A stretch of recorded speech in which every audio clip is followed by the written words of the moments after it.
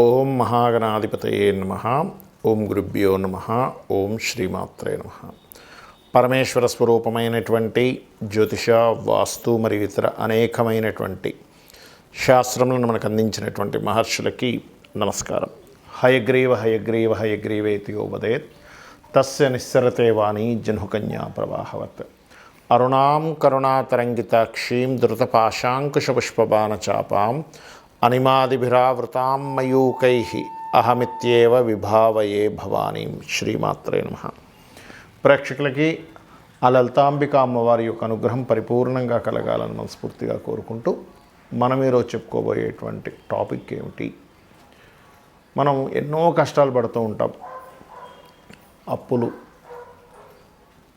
అదేవిధంగా ఆరోగ్య సమస్యలు, అనారోగ్యాలు పారవడం, మరియు ధనం రాకపోవడం, వివాహం అవ్వకపోవడం, సంతానం కలగకపోవడం, ఇలాంటి అనేకమైనటువంటి విషయాలు ఎందుకు ఇబ్బంది పడుతుంటాము. అదేవిధంగా మంచి కూడా ఉంటుంది. ఏమిటి? మంచి జాబ్ రావడం కావచ్చు, బాగా ధనం సంపాదించడం కావచ్చు, వ్యాపారంలో బాగా కలిసి రావడం కావచ్చు, మంచి సంతానం కావచ్చు, మంచి భార్య కావచ్చు. ఇవన్నీ అసలు ఎందుకు జరుగుతాయి? ఇబ్బంది ఎందుకు పడతాము? ఎందుకు వస్తాయి అంటే, మీకు పూర్వజన్మ కర్మ అనేటువంటిది ఒకటి ఉంటుంది. ప్రతి లగ్నం 12 రాసులు ఎలా ఉంటాయో 12 లగ్నాల్లో పుట్టిన వారికి, ఈ భూమి మీద పుట్టిన ప్రతి జీవి కూడా పూర్వజన్మ కర్మతోనే పుడతాడు. అది స్త్రీ కావచ్చు, పురుషుడు కావచ్చు, ఏదైనా ఒక జీవి కావచ్చు. ఆ పూర్వజన్మ కర్మ కంట్రోల్ చేయబడగలిగితే మీకు ఆటోమేటిక్గా ఇప్పుడు ఉన్నటువంటి సమస్యల నుంచి బయటపడగలుగుతారు. అది ఎలాగ చేసుకోవాలి? ప్రతి లగ్నంలో పుట్టిన వారికి ఆ పూర్వజన్మ కర్మను ఎలా తగ్గించుకోవాలి, పుణ్యాన్ని ఎలా పెంచుకోవాలి అనే విషయాన్ని ఇప్పుడు మనం తెలుసుకుందాం. అయితే ఈ విషయాలు చెప్తుంది నేనైనప్పటికీ కూడా చెప్పిస్తుంది సాక్షాత్ లలిత అమ్మవారిగా భావిస్తూ ఒక్కొక్క లగ్నం నుంచి తెలుసుకుందాం. లగ్నం తెలియని వారు రాశి నుంచి చూసుకోండి. మకర లగ్నము, మకర రాశి. మకరం వారికి ఉండేటువంటి గొప్ప లక్షణం ఏంటంటే మకరము పట్టు అంటారు. అంటే వీళ్ళకి పట్టుదల ఎక్కువగా ఉంటుందండి. ఎంత శ్రమనైనా సరే ఓర్చుకునేటువంటి శక్తి ఉంటుంది మీకు. శని భగవానుడు మీకు పాడయ్యాడు అనుకోండి మీ జన్మజాతకంలో, అప్పుడు మాత్రమే ఆ యొక్క లక్షణాలు తగ్గుతాయి. కానీ బాగున్నాడు, బాగా శ్రమ పడతారు, చక్కగా వాళ్ళ లైఫ్ని వాళ్ళే తీర్చిదిద్దుకునే శక్తి ఉన్నటువంటి లగ్నం మకర లగ్నం. మరి మీకు పూర్వజన్మ కర్మ ఏ రూపంలో వస్తుంది? కుజుడు పాడయ్యాడండి, అదేవిధంగా 4th హౌస్ స్పాయిల్ అయింది అనుకున్నప్పుడు మీరు ల్యాండ్ కొనడం ద్వారా, మీ పేరు మీద ల్యాండ్ కొనడం ద్వారా ఇబ్బంది వస్తుంది, గుర్తుపెట్టుకోండి. లేదా ఏదైనా ఫ్యాక్టరీస్ పెట్టడము, లేదా ఒక మిషనరీ కొనడం ద్వారా ఇబ్బంది పడతారు. కాబట్టి ల్యాండు, మిషనరీ ఇట్లాంటివి కొనుగోలు చేసేటప్పుడు మీకు అది పనికి వస్తుందా, పనికి రావట్లేదా, తొందరపడి ఏమైనా ఇన్వెస్ట్మెంట్ చేస్తున్నామా, తొందరపడి ఇబ్బంది పెడుతున్నామా అనేటువంటి విషయాన్ని చాలా క్లియర్గా మీరు తెలుసుకోండి. తెలుసుకొని అక్కడి నుంచి మీరు అడుగు వేయండి, గుర్తుపెట్టుకోండి. కానీ పొరపాటున కూడా మీరు మిషనులా కానీ, ల్యాండ్ కానీ, ఒక ఫ్యాక్టరీ కానీ, ఒక అగ్ని సంబంధించినది ఏదైనా జనరేట్ చేసేవి కానీ చేసేటప్పుడు 100%, ఎందుకంటే మీ పూర్వజన్మ కర్మ ఆ రూపంలోనే మీకు కనెక్ట్ అవుతుంది. లిటిగేషన్ ల్యాండ్ కొనుక్కోవడం ఇట్లాంటివి జరుగుతూ ఉంటాయి. అందులో ప్రధానంగా 4వ స్థానంలో మరింత పాపగ్రహాలు ఉంటే కనుక ఇంకా ఎక్కువైపోతుంది. లగ్నాధిపతి వెళ్ళి 4లో శని నీచబడ్డాడు, ఇంకెక్కువ అవుతుంది. అలాంటప్పుడు మీ పేరు మీద కాకుండా మీ జీవిత భాగస్వామి పేరు, మీ పిల్లల పేర్ల మీద, మీ తల్లిదండ్రుల పేర్ల మీద కొనుక్కోవచ్చు. అయితే ఇక్కడ ఎప్పుడు ఎవరి పేరు మీద ల్యాండ్ కొన్నా వాళ్ళ పేరులో ఉండే మొదటి అక్షరాన్ని తీసుకొని ఆ వర్గును బట్టి తెలుసుకోవాలి. అలాగే మీ పేరులో ఉండే మొదటి అక్షరానికి కూడా సరిపోయేలా తీసుకోవాలి. మరి ఇక్కడ ఎక్కువగా మీరు ఇవ్వవలసిన దానాలు, కందులు ఎక్కువగా ఇస్తూ ఉండాలి. మీరు ఎంత కందులు ఇస్తూ ఉంటే పూర్వజన్మ కర్మ అనేటువంటిది అంత తగ్గుతూ ఉంటుంది. దీంతోపాటు కుజ రాశుల్లో ఉండే గ్రహాలకు సంబంధించిన దానాలు ఎక్కువగా ఇవ్వండి. అది మీకు అద్భుతమైన ఫలితం ఇస్తుంది, గుర్తుపెట్టుకోండి. మరి ఏ దేవత ఆరాధన చేసుకుంటే బయటపడతాము? ఇక్కడ ఒకటి, దానం ఇవ్వడం ద్వారా పూర్వజన్మ కర్మ తగ్గుతుంది. దేవత ఉపాసన ద్వారా పుణ్యం పెరుగుతుంది.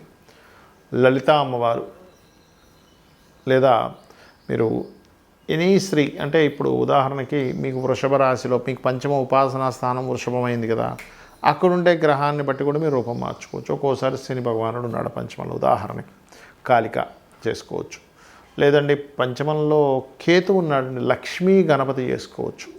లక్ష్మీ గణపతితో పాటు అమ్మవారి చేసుకోవచ్చు. అట్లాగా గ్రహాన్ని బట్టి కూడా మీరు చేసుకోవాలి.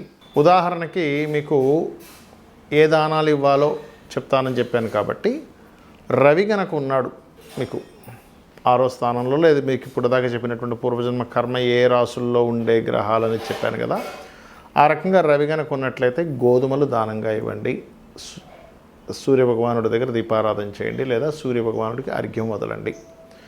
చంద్రుడు ఉన్నాడు, బియ్యము దానం ఇవ్వడం ప్లస్ వైట్ కలర్ క్లాత్. కుజుడు కందులు ఎరుపు రంగు వస్త్రము, బుధుడు పెసలు గ్రీన్ కలర్ వస్త్రము, గురువు శనగలు ఎల్లో కలర్ వస్త్రము, శుక్రుడు బొబ్బర్లు తెలుపు రంగు వస్త్రము, శని భగవానుడు మనకి నీలం రంగు వస్త్రము, తెల్ల నువ్వులు ఇవ్వచ్చు, నల్ల నువ్వులే ఇవ్వాలని రూల్ ఏం లేదు, నువ్వులు ఇవ్వడం ప్రధానం అక్కడ. అదేవిధంగా రాహు అయితే మినుములు, కేతు అయితే ఉలవలు దానంగా ఇవ్వాలి. ఇవి ఇవ్వలేమండి, మాకు తీసుకునే వాళ్ళు లేరు, టెంపుల్స్ సరిగ్గా లేవు, తీసుకునే వాళ్ళు తీసుకోవట్లేదు, ఇంకోటి ఏదైనా మార్గం ఉందా అంటే, మీరు గోశాలకు వెళ్ళి గోధుమలు ఇచ్చే బదులు గోధుమ రవ్వ తినిపించండి గోవుకి, బియ్యం బదులుగా బియ్యం పిండి తినిపించండి గోవుకి, కందులు బదులుగా క్యారెట్స్ తినిపించండి కుజుడికి సంబంధించింది. అదేవిధంగా పెసలు బదులుగా గోవుకి గోంగూర కూరగాయలు తినిపించండి, అందులో దేశీవాలి ఆవుకు తినిపించాలి. గురువుకి శనగలు ఇచ్చే బదులుగా గోవుకి అరటికాయలు తినిపించండి.